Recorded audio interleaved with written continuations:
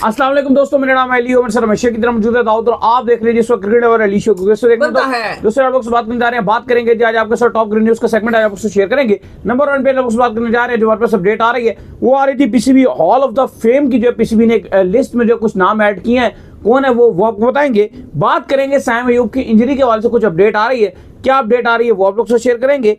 England और south Africa कोई boycott कर रहा है भाई चैंपियन ट्रॉफी के अंदर। अफगानिस्तान के हवाले से कुछ अपडेट है, वो क्या सीन है वो आपको बताएंगे। आईसीसी अपना दफ्तर खोलने जा रहा है पाकिस्तान में, कब खोलेगा वो आप लोग से शेयर करेंगे। बात करेंगे पाकिस्तान और वेस्ट इंडीज के हवाले से वार्म अप मैचेस को लेकर कुछ अपडेट है हमारे पास, वो आप लोग से शेयर करेंगे। एहसानुल्लाह ने रिप्लाई किया अली तरीन को, क्या कहना उनका वो आप लोग को बताएंगे।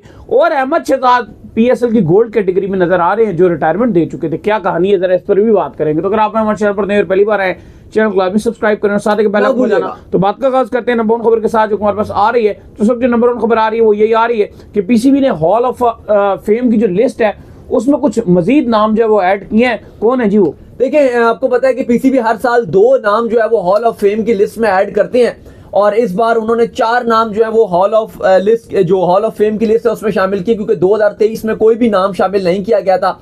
इसलिए इस साल जो है वो 2023 के भी 2 और 2024 के भी 2, 4 नाम शामिल कर दिए हैं, जिनमें नाम है मुश्ताक अहमद, इंजमामुल हक, सईद अनवर और मिसबाउल हक को ये ऑनर किया गया। ये बहुत ही एजाज की बात होती है पाकिस्तान में, जिस लेजेंड खिलाड़ी का भी नाम हॉल ऑफ फेम में शामिल किया जाता है। इससे पहले अगर आप देखो तो इस लिस्ट में इमरान खान का नाम शामिल है, जावेद मियादाद का नाम शामिल है, वकार यूनस का नाम शामिल है, यूनस खान का नाम शामिल है, फजल महमूद का नाम शामिल है। ये वो बड़े नाम हैं जो पाकिस्तान के लेजेंड्स हैं। और फिर जो मोहसिन नकवी है पीसीबी के चेयरमैन, उन्होंने भी इन सब जिनको हॉल ऑफ फेम में शामिल किया गया इनको मुबारकबाद पेश किया और कहा है कि जो आने वाली हमारी नस्ल है, नौजवान क्रिकेटर्स और जो अभी भी खेल रहे हैं, वो इनको अपना रोल मॉडल समझेंगे। एक प्रॉपर ज्यूरी बनाई गई थी जिसने इनको वोट डाला है और उसकी बेस पे इन 4 नामों को इस साल शामिल किया गया है पीसीबी के हॉल ऑफ फेम में। बिल्कुल जी। इसके बाद जो अपडेट आ रही है हमारे पास वो अपडेट आ रही है सैम अयूब को लेकर। तो सैम अयूब को लेकर जो है कुछ पॉजिटिव अपडेट्स आ रही हैं। जो डॉक्टर जिन्होंने उनका चेकअप किया उन्होंने कहा कि अब जो है कुछ बेहतरी की तरफ जो है सैम अयूब रवा दवा है।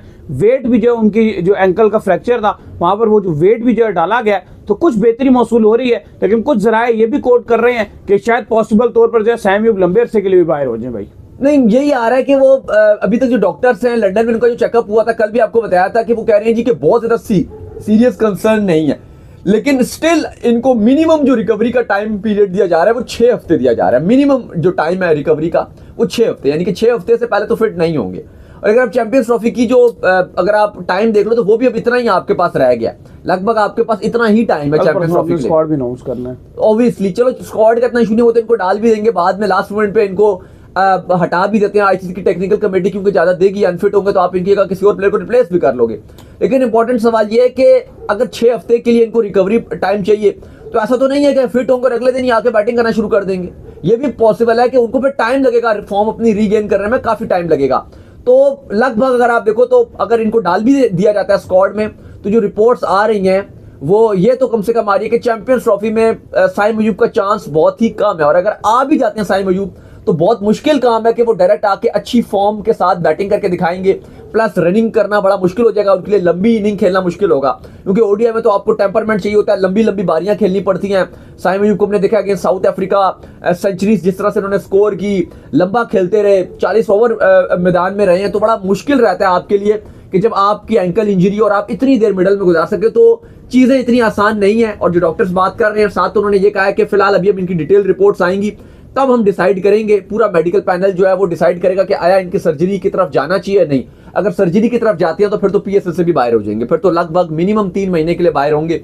लेकिन अगर सर्जरी वगैरह की तरफ नहीं जाते फिर भी इनको 6 हफ्ते लगेंगे रिकवरी के लिए। बिल्कुल।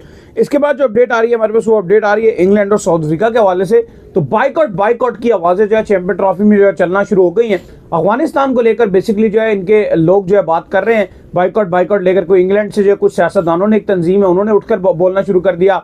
फिर साउथ अफ्रीका से भी कुछ मिनिस्टर हैं, स्पोर्ट्स मिनिस्टर, उन्होंने जो उठकर जो बोलना शुरू कर दिया। लेकिन अभी रिसेंटली जो है साउथ अफ्रीका ने अफगानिस्तान के खिलाफ दुबई में प्रॉपर सीरीज खेली है, इवन तालिबान की हुकूमत थी उसकी मौजूदगी में खेली है। क्या कहानी, ये क्या चल रहा है भाई? देखिए, बिल्कुल, जो साउथ अफ्रीका और अफगानिस्तान की सीरीज थी वो अफगानिस्तान ने 2-1 से ओडीआई सीरीज जीती भी थी। ओडीआई सीरीज अफगानिस्तान को जीत मिली थी उसमें 2-1 से। लेकिन देखो आज कल आपको बताया था कि ईसीबी की तरफ से बहुत ज्यादा प्रेशर आ रहा था, उनकी जो पार्लियामेंट है 160 पॉलिटिशियंस ने कहा था कि जी आप बाइकआउट कर दें, लेकिन इंग्लैंड को भी पता है कितना आसान नहीं है, अगर चैंपियंस ट्रॉफी में हम बाइकआउट करते हैं तो क्या हमें 2 पॉइंट देने पड़ जाएंगे। लेकिन इस पर जो ईसीबी है अब वो ये मुद्दा आईसीसी की तरफ ले गया है और मंडे को आईसीसी के साथ England and Wales cricket board की मीटिंग है, जिस पर वो ये कह रहे हैं कि हम अफगानिस्तान के साथ मैच नहीं खेलना चाहते और सिर्फ ये मसला हमारा नहीं है। इस पर आज साउथ अफ्रीका के स्पोर्ट्स मिनिस्टर ने भी बोल दिया कि जी इनके साथ आगे मैच नहीं खेलना चाहिए। ऑस्ट्रेलियन क्रिकेट बोर्ड भी, ऑस्ट्रेलिया की जो गवर्नमेंट है वो भी यही बात करती है कि जी अफगानिस्तान के साथ नहीं खेलनी, ना वो बायलैटरल सीरीज खेलते हैं। तो अब इसके ऊपर ईसीबी ने बाकायदा तौर पर जो इशू है वो आईसीसी की तरफ भेजा है कि आपको खुद भी पता है कि ये आईसीसी के कवानीन की भी खिलाफ वर्जी है, तो आप कोई एक्शन लीजिए। अब देखो इस पे 2 हल हैं फिलहाल। उन्होंने तो कहा जी क्योंकि अफगानिस्तान को जो खर्चा चलता है वो आईसीसी के ही जो पैसे हैं उस पे चलता है, तो आप इनका जो आईसीसी का पैसा है वो रोक दीजिए। अगर रोकना नहीं है तो आप इनको कुछ टाइम के लिए इनके जो अकाउंट्स है वो सीज कर दीजिए और बाद में जब ये मामला ठीक कर लेंगे तो इनके पुराने पैसे भी इनको आप दे दीजिएगा। पहला तो ये है। लेकिन अगर आईसीसी ऐसा पैसा रोक देता है अफगानिस्तान का, तो अफगानिस्तान क्रिकेट तो वैसे ही चलती ही 100% आईसीसी के स्पॉन्सर पे, अपना उनका कोई आमदनी नहीं है, वो 100% आईसीसी पे डिपेंडेंट है। और अगर आईसीसी उनको ये रोक देगा तो फिर अफगानिस्तान क्रिकेट एकदम से बैठ जाएगी, यानी कि उनके खिलाड़ियों को तनख्वाहें नहीं मिलेंगी, जो भी इंफ्रास्ट्रक्चर उनका चल रहा है वो नहीं चलेगा। तो ईसीबी का मानना है कि इनके ऊपर प्रेशर बनेगा। अलबत्ता आईसीसी ने इस पर कोई भी फिलहाल जवाब नहीं दिया। देखो अब इसका फिलहाल वो तो ये जो बाकी बोर्ड्स कह रहे हैं जी चैंपियंस ट्रॉफी का बाइकआउट कर देंगे, इसका तो एक सोल्यूशन ये है कि चैंपियंस ट्रॉफी में अगर कोई इशू होता है तो आप जो बांग्लादेश है और अफगानिस्तान अलग अलग ग्रुप में, वो आप ये कर सकते हो कि बांग्लादेश को इस ग्रुप में डाल दो और अफगानिस्तान को दूसरे ग्रुप में डाल दो, यानी कि पाकिस्तान, इंडिया और जो न्यूजीलैंड वाला ग्रुप है इसके अंदर आप अगर अफगानिस्तान को डाल देते हो तो ये न्यूजीलैंड भी खेल रहा है, पाकिस्तान और इंडिया को भी इशू नहीं है उनसे, तो वो भी खेल रहे हैं और मैच पाकिस्तान अफगानिस्तान का अच्छा हो जाता है। वो जो दूसरे ग्रुप में बैठी हुई है जहां पे अफगानिस्तान, वहां पे ऑस्ट्रेलिया को भी इतराज है इनसे खेलने के लिए, इंग्लैंड को भी इशू है, अब साउथ अफ्रीका को भी इशू है। सही बात है, वो तीनों ही नहीं खेलेंगे इनके साथ मैच, तो फिर बेशक इनको 2-2 पॉइंट मिल जाए, लेकिन ऐसा नहीं होगा। मजा ही नहीं आना क्या? नहीं ऐसा तो नहीं देगा ना आईसीसी के वो चलो एक बार कभी कोई एक टीम दे दे, ये तो नहीं होगा ना कि पूरे ग्रुप में इनको 2-2 पॉइंट दे दिए। ये तो कोई जिंदगी में पहली बार हो जाएगा और आईसीसी भी बच्चा नहीं है, इतना नुकसान हो जाएगा। 3 मैच नहीं होंगे तो ब्रॉडकास्टर क्या कहेगा? चल रहे हैं मैच होंगे प्रॉपरली, कोई ऐसा मसला नहीं। लेकिन फिलहाल मंडे वो बिल्कुल आप सही कह रहे हो कि ये मैचेस ड्रामेबाजी चल रही है। लेकिन फिलहाल अगर इस पर हल निकालना है, मेरे ख्याल से अगर ज्यादा आसान हल तो यही है कि आप रिप्लेस कर दो अफगानिस्तान को बांग्लादेश से, बांग्लादेश को अफगानिस्तान से, और कुछ भी मत करो, वो कोई इशू भी नहीं है। बस जो शेड्यूलिंग अफगानिस्तान को दिया गया बांग्लादेश को दे दो, जो बांग्लादेश को दिया अफगानिस्तान को दे दो, इसमें कोई इतनी बड़ी बात नहीं है। लेकिन फिलहाल आईसीसी के ऊपर प्रेशर बन रहा है कि अफगानिस्तान के ऊपर सैंक्शंस लगाई जाए। 3 बोर्ड्स मुतालबा कर रहे हैं, ऑस्ट्रेलिया, साउथ अफ्रीका और इंग्लैंड, ये तीनों चाहते हैं। खैर इसके बाद जो हमारे पास अपडेट आ रही है वो अपडेट आ रही है आईसीसी के ऑफिस के हवाले से। तो आईसीसी जो है अपना प्रॉपर ऑफिस जो है पाकिस्तान में ओपन करने जा रहा है, जहां पर वो चैंपियन ट्रॉफी से रिलेटेड जो है तमाम तर चीज़ों को जो है देखेगा। जैसे जो टीम्स ने आना है उनके लिए जो होटल बुकिंग है वो किस तरीके से रहेगी, ग्राउंड्स की टिकटिंग के हवाले से, तमाम तर चीज़ों के हवाले से जो मामला तय पाने हैं वो फिर आईसीसी जो अपना प्रॉपर एक दफ्तर जो है यहाँ पर ओपन करने जा रहा है। जैसे यूएसए में भी आईसीसी ने, आपको याद होगा कि वर्ल्ड कप 2024 के अंदर एक दफ्तर ओपन किया था जहां से उन्होंने अपने तमाम तर मामला को हैंडल किया था, तो पाकिस्तान में भी एक दफ्तर बन रहा है जी। अच्छा, ये लोग जो पूछ रहे हैं कि अफगानिस्तान के ऊपर बाकी बोर्ड्स क्यों पाबंदी लगाना चाह रहे हैं या क्यों नहीं खेलना चाह रहे, तो वो मैं आपको क्लियर कर दूं कि वो क्योंकि अफगानिस्तान में वुमेन क्रिकेट के आप कह लो कि राइट्स नहीं है, वुमेन को इजाजत नहीं दी जाती, तो इन सबको ये लगता है कि वुमेन्स की जो हकूक की खिलाफ वर्जी है इसलिए। बाकी अली साहब जो आज आईसीसी के हवाले से ऑफिशियल आ गया कि आईसीसी जनवरी के 3rd हफ्ते में, यानी कि इस महीने के 3रे हफ्ते में आईसीसी लाहौर में अपना एक कॉर्पोरेट ऑफिस खोल रहा है जहां से तमाम ऑपरेशंस मैनेज किए जाएंगे और उससे आईसीसी को भी आसानी होगी पीसीबी के साथ जो कोऑर्डिनेट करने में, प्लस जो चैंपियंस ट्रॉफी की तैयारियां वो भी आईसीसी देखेगा। क्योंकि एक्चुअली पाकिस्तान, आपको पता है कि डेकेड्स के बाद पाकिस्तान जो है वो पहली बार कोई आईसीसी इवेंट होस्ट कर रहा है और 20वीं सेंचुरी में तो पहली बार ऐसा हो रहा है कि पाकिस्तान होस्ट करेगा। 2 आईसीसी इवेंट थे इस सेंचुरी में पाकिस्तान के पास, एक तो 2011 का वर्ल्ड कप था म्यूचुअली पाकिस्तान, इंडिया, श्रीलंका, बांग्लादेश के पास था जो पाकिस्तान से चला गया था, और फिर आपको याद होगा जो 2008-9 की चैंपियंस ट्रॉफी थी वो भी पाकिस्तान के पास थी, जो फिर साउथ अफ्रीका के पास चली गई थी, जो पाकिस्तान ने यूनुस खान की कप्तानी में खेली थी। तो फिलहाल अब आईसीसी ने डिसाइड किया कि एक आईसीसी का ऑफिस पाकिस्तान लाहौर में बनेगा, सब ऑफिस होगा जहां पे आईसीसी के नुमाइंदे बैठेंगे और पाकिस्तान में जितने ऑपरेशंस हो रहे हैं चैंपियंस ट्रॉफी के हवाले से वो सब मैनेज किए जाएंगे। साथ ही पीसीबी ने भी सुमैर साहब जो हैं उनको अनाउंस कर दिया कि वो अब चैंपियंस ट्रॉफी के तमाम मामला देखेंगे और उनको जो आप कह लो कि चैंपियंस ट्रॉफी का जो ऑपरेशंस का हेड है वो भी उनको बना दिया गया। और आईसीसी की भी अब सारी टीम लाहौर में रहकर तमाम वेन्यूज जो है पिंडी, लाहौर, कराची, इन सबको ना सिर्फ मॉनिटर करेगी बल्कि तमाम तैयारियां, होटल्स वगैरह, स्टेडियम कहां तक कंस्ट्रक्ट हो रही है, किस तरह से चीजें लेके चलनी है, वो सब मॉनिटर करेंगे। इसके बाद जो अपडेट आ रही है हमारे पास वो आ रही है पाकिस्तान और वेस्ट इंडीज के हवाले से, और टेस्ट को लेकर अपडेट आ रही है जी, वार्म अप को लेकर क्या अपडेट है जी वार्म अप के देखिए, आज पाकिस्तान और वेस्ट इंडीज के दरमियान पहला वार्म अप मैच खेला गया। चूंकि ये अनक्लासिफाइड मैच था और फर्स्ट क्लास का भी इसको स्टेटस हासिल नहीं था, तो इसमें काफी डिफरेंट चीजें हमें देखने को मिली। पहली बात तो ये कि टॉस देखने को नहीं मिला, बल्कि दोनों टीम्स की रजामंदी जाहिर की गई। पाकिस्तान की तरफ से इमामुल हक कप्तानी कर रहे थे और दोनों कप्तानों की रजामंदी के साथ वेस्ट इंडीज को पहले बैटिंग देने का फैसला कर लिया गया। फिर एक और इस पे जो यूनिक चीज है वो ये है कि 90 ओवर्स तक रिस्ट्रिक्ट कर दिया गया। एक टीम बस 90 ओवर खेलेगी, उसके बाद ऑटोमेटिक समझ लो कि वो डिक्लेयर हो जाएगा। जैसे आपको याद होगा लगान मूवी आपने देखी हो, तो वो 2 दिन का मैच उसमें चलता है, तो एक दिन एक टीम बैटिंग करती है, अगले दिन एक टीम बैटिंग करती है। तो इस तरह से 90 ओवर्स तक ही बस एक टीम बैटिंग जो है वो कर सकती है, उसके बाद उसको रिस्ट्रिक्ट कर दिया जाएगा। दूसरी इसमें जो डिफरेंट चीज है वो ये कि जो भी स्क्वाड में शामिल है, वेस्ट इंडीज के स्क्वाड में 15 खिलाड़ी हैं, पाकिस्तान के स्क्वाड में 14 खिलाड़ी हैं जो पाकिस्तान शाहीन के हैं। तो सब के सब जो है वो फील्ड कर सकते हैं, किसी को रिस्ट्रिक्शन नहीं है। कोई भी जाके जिसको भी चाहे वो, आप जैसे वार्म अप मैच में होता है कि आप किसी को भी खिलाना चाहो तो वो करवा सकते हो, तो ये भी एक यूनिक चीज रखी गई है। बहरहाल पहले दिन का अख्ताम पर वेस्ट इंडीज ने 74 ओवर्स में 273 रन बोर्ड पे लगाए। 7 खिलाड़ी उनके आउट हुए थे। वेस्ट इंडीज की तरफ से एलेक अठानजे जो है उन्होंने 99 रन की इनिंग खेली, जबकि पाकिस्तान की तरफ से रमीज जूनियर ने 3 खिलाड़ी आउट किए 40 रन देके। हुसैन तल्लत ने भी 1 खिलाड़ी आउट किया, जबकि अहमद साफी अब्दुल्ला ने 2 खिलाड़ी आउट किए 91 रन देके 23 ओवर्स में। तो ये पाकिस्तान और वेस्ट इंडीज का मैच चल रहा है। साथ ही साथ पाकिस्तान क्रिकेट बोर्ड ने आपको पता है कि कल टिकट्स भी अनाउंस कर दिए हैं। ये खैर मैच इस्लामाबाद क्लब में खेला जा रहा है, लेकिन बाकी जो मुल्तान में टेस्ट मैच खेला जाना है, अच्छी बात यह है कि जो इसके जनरल टिकट हैं वो बिल्कुल फ्री रखे गए हैं, और बाकी जो प्रीमियम वगैरह टिकट्स हैं उनकी भी बहुत मुनासिब कीमत रखी गई है। आप बहुत ही सस्ते दामों खरीद सकते हैं, तो आप जाकर मैच एंजॉय कर सकते हैं। खैर, इसके बाद जो अपडेट आ रही है वो आ रही है एहसानुल्लाह के हवाले से, तो जहां पर जो अली तरीन है उन्होंने बात की थी एहसानुल्लाह को लेकर के एहसानुल्लाह जो है आप बॉलिंग नहीं कर सकते, स्ट्रेट हैंड से जो है बॉलिंग नहीं कर पाएंगे, 130 से ऊपर जो है वो बॉल नहीं उनका पहुंचेगा।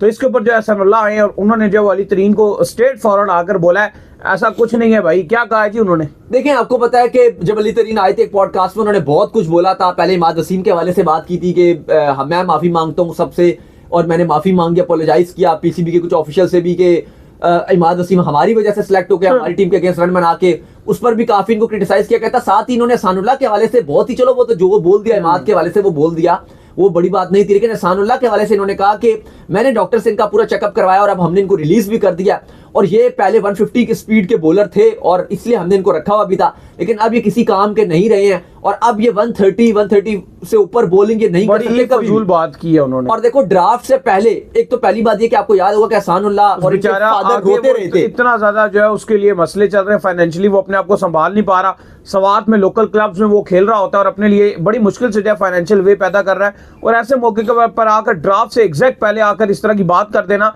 तो ये खिलाड़ी का पूरा करियर हर्ट कर देने वाली बात है। देखो, सारे फ्रेंचाइज ओनर ये समझेंगे कि भाई अली तरीन साहब तो बहुत अमीर तरीन बंदे हैं, बहुत ही इन्होंने बड़ा इंटरनेशनल चेकअप कराया होगा, ये तो बिलियनियर हैं। अगर इन्होंने किसी डॉक्टर से चेक कराया होगा तो बाकी सारे ओनर ये समझेंगे कि भाई फिर तो बाद में दम है।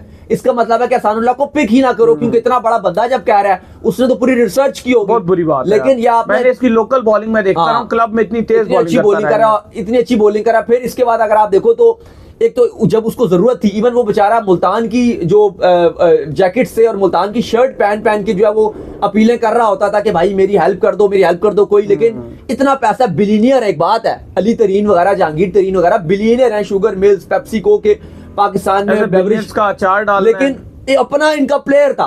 अगर उस टाइम उसके इलाज के लिए भी थोड़े से पैसे दे देते तो वो भी क्या चला जाता, मतलब इनका क्या चला जाता। उस टाइम भी नहीं किया, चलो वो नहीं किया, ठीक है आपने नहीं किया, आपका अपना प्लेयर था, आपने फिर भी नहीं किया, चलो वो भी खैर है। लेकिन अब आप कम से कम ये बयान तो मत दो ड्राफ्ट से ठीक टाइम पहले आप ये बोलो कि ये बॉलर बिल्कुल फारिग हो चुका है, उसकी ब्रांड वैल्यू फारिग, इतनी टीम्स चाहेंगी कि एहसानुल्लाह को पिक करना, लेकिन ये उनका बयान जो है वो नेगेटिव डार्क जा सकता था, इसलिए एहसानुल्लाह फौरन आए हैं। उनको भी पता था ये तो उनकी मार्केट की वैल्यू की बिल्कुल फारिग कर जाएगा, इस फौरन से वो आए हैं। आज उन्होंने आके जवाब दिया अली तरीन को, उन्होंने कहा कि बिल्कुल मैं इस बात को नहीं मानता, ये बिल्कुल बेबुनियाद उन्होंने बात किया। साथ उन्होंने कहा कि मैं ये करके दिखाऊंगा। उन्होंने कहा कि आप मुझे, उन्होंने ड्राफ्ट में भी कहा कि अगर कोई भी मुझे फ्रेंचाइज पिक करती है तो मैं 150 की स्पीड से बॉलिंग कर सकता हूं, मुझे खाली आप 1 महीना दे दो, मैं अपने ऊपर काम कर रहा हूं, अपनी फिटनेस के ऊपर, और उसके बाद ये कोई मेरे लिए मुश्किल बात नहीं है। 140 प्लस तो नॉर्मल है, प्लस मैं दोबारा 150 की स्पीड से बॉलिंग करूंगा, मैं बिल्कुल फिट हूं। और आप देखोगे कि एक महीने में मैं अपनी जो फिटनेस है वो दोबारा रीगेन करूंगा और मैं एक महीने के बाद 150 की स्पीड से बॉल डालूंगा। तो वो कहीं ना कहीं फ्रेंचाइजीज को चाह रहे हैं कि भाई आप मुझे पिक कीजिए, ये बिल्कुल गलत बात है, मेरी बॉलिंग बिल्कुल ठीक है और मैं स्पीड से भी कर सकता हूं। खैर इसके बाद जो अपडेट आ रही है वो आ रही है अहमद शहजाद के हवाले से, और अपडेट ये आ रही है कि अहमद शहजाद जो है वो पीएसएल में दोबारा से जो गोल्ड कैटेगरी में दिखे हैं। हालांकि जिस साल इन्होंने बड़ी परफॉर्मेंस दिखाई थी, बड़ा डोमेस्टिक खेला था और बड़ा अपने आप को जो रेडी किया था, इवन उस टाइम पर जो हमने भी कहा था कि फ्रेंचाइजीज ने बहुत बड़ी ज्यादती की अहमद शहजाद को कि उनको ना पिक करके, बल्कि ये इंटरनेशनली अपना जो कमबैक चाह रहे थे। इन्होंने जो कुछ लीग्स के कॉन्ट्रैक्ट तक छोड़ दिए थे, बिग बैश लीग तक खेलने की इनको ऑफर आई थी, बट इन्होंने कहा जी डोमेस्टिक खेलूंगा, इंटरनेशनली कमबैक जो करूंगा। लेकिन एंड में इनको किसी पीएसएल की फ्रेंचाइज तक ने जो पिक नहीं किया था और इन्होंने गुस्से में आकर कहा था कि ये सारे धोखा और फ्रॉड है और मैं इससे जो रिटायरमेंट का ऐलान करता हूं। लेकिन अब खबरें ये आ रही हैं कि जो अहमद शहजाद हैं वो गोल्ड कैटेगरी में दिख रहे हैं भाई पीएसएल। नहीं, हैरानी तो ये कि इन्होंने कहा था कि अब मैं पीएसएल से रिटायरमेंट ले रहा हूं, और पहले प्लेयर पाकिस्तानी बने थे जिन्होंने पीएसएल से रिटायरमेंट ले ली थी रिटायरमेंट और कहा था मैं नहीं खोलूंगा। लेकिन अब जो पीएसएल की जो कैटेगरीज आई हुई हैं उनमें इनका नाम भी शामिल है। तो अब लोग पूछ रहे हैं क्या इनसे पूछकर पीसीबी ने इनको शामिल किया या इनसे बगैर पूछे किया। तो ये तो मुश्किल काम है कि बगैर पूछे इनका नाम डाला हो। जाहिर है इनकी रजामंदी शामिल होगी तो इनका नाम आया। क्या पता इस बार किसी से बात होगी हो कि हम पिक कर लेंगे, मुश्किल लग रहा है। वैसे अली तरीनी की बात हो रही है तो किसी ने फैन ने ट्वीट करके कहा अली तरीन को कि उमर अकमल और अहमद शहजाद को कंसीडर कर लीजिए, ये रिक्वेस्ट है। तो उन्होंने कहा कि नो, उन्होंने डायरेक्ट इनको कह दिया था कि नो। तो खैर अभी तो लेट्स सी, लेकिन मुश्किल लग रहा है कि अहमद शहजाद को कोई पिक कर सके। अलबत्ता बाकी भी नाम है इस बार गोल्ड कैटेगरी में। एक शर्जील खान का नाम आ रहा है गोल्ड कैटेगरी में, वो भी आपको पता है पाकिस्तान टीम से बाहर है। अक्कू भाई, उमर अकमल, उनका नाम भी गोल्ड कैटेगरी में है। अक्कू भाई तो अपनी फिटनेस शुरू कर देते हैं, फवाद आलम का भी नाम है, लगाना तेज कर, लेकिन फवाद आलम तो खैर टी20 में उस तरह से इतना यूजफुल नहीं है। उमर अकमल और शर्जील खान को मैं समझता हूं कि टी20 में फ्रेंचाइज कोई भी पिक करना चाहिए। क्रिकेट है, खेलने दो यार। उमर अकमल और शर्जील खान को पिक करना ही चाहिए। तो उम्मीद करते हैं आज हमारे शो आपको पसंद आया। वीडियो को लाइक कीजिए, हमारे चैनल सब्सक्राइब कीजिए, साथ ही बेल आइकन बजाइए, एक और काम कर लीजिए और वही कर लीजिए इंस्टाग्राम पर आप जाइए फॉलो कीजिए। बिल्कुल, इंस्टाग्राम पे मुझे फॉलो कर लीजिए, वहां पे मैं मौजूद हूं, दाऊद क्रिकेट करें। अगर आपको कोई सवाल हो तो भेजिएगा, उनको भी फॉलो कीजिए। मैं ऑफिशियल के नाम से लिंक डिस्क्रिप्शन में मौजूद है, जाइए फॉलो कीजिए। फिर आप सुनते हैं नेक्स्ट वीडियो, तब तक के लिए अल्लाह हाफिज़, बाय, ख्याल रखिएगा अपना।